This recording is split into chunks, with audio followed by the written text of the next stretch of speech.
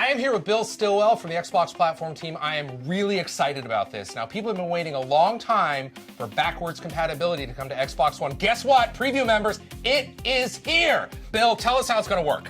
Thanks, Larry. Yes, backward compatibility for Xbox One is here. And what we've done is, in order to make this happen, which we didn't think was initially possible, we went ahead and actually built a virtual 360 all entirely in software.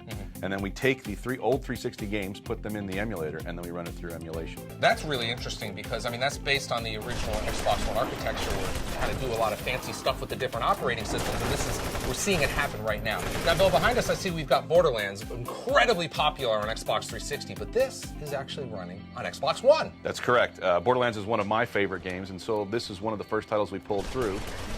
And as you can see, this is the 360 game, right, complete.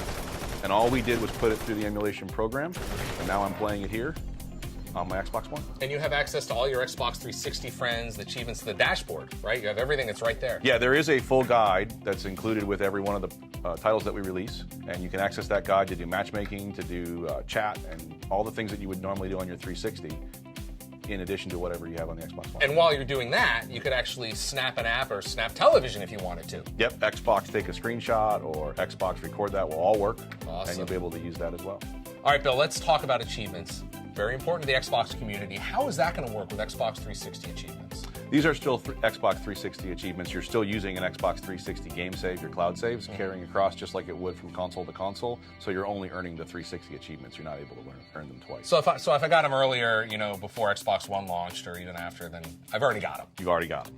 Now, how's it going to work with digital titles that maybe I purchased or the discs that I've got around the house? So for digital titles, we'll just pull those through. So they'll show up in your ready-to-install queue under My Games and Apps, and then you just install them digitally like you would an Xbox One digital title. And for disc games, we actually will now recognize the 360 disc. If it's in our catalog, you put it into your Xbox One, we download into your Xbox One hard drive, and then you play the game there as well. Now, we're deploying this right now for preview members, so if you're in the preview program, you'll have access to this, but it's going to be a wider deployment later this year, kind of general release. What's the goal for updating, you know, more and more titles? Well, when we launch the program, we'll have a limited set for preview now, but when we launch the program in the fall, we'll have over 100 titles already ready to go, and then we'll do regular updates to the catalog over time until we fill it up. Bill, tell me about the process. Why can't you just, you know, enable every game right off the bat? Well, there are some technical restrictions. Because this is just a software version of a 360, we can't do any USB peripherals or use the original Kinect.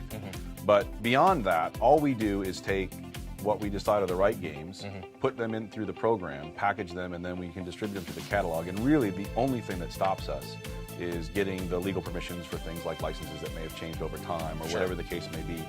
We are including the entire first-party catalog that we're able to.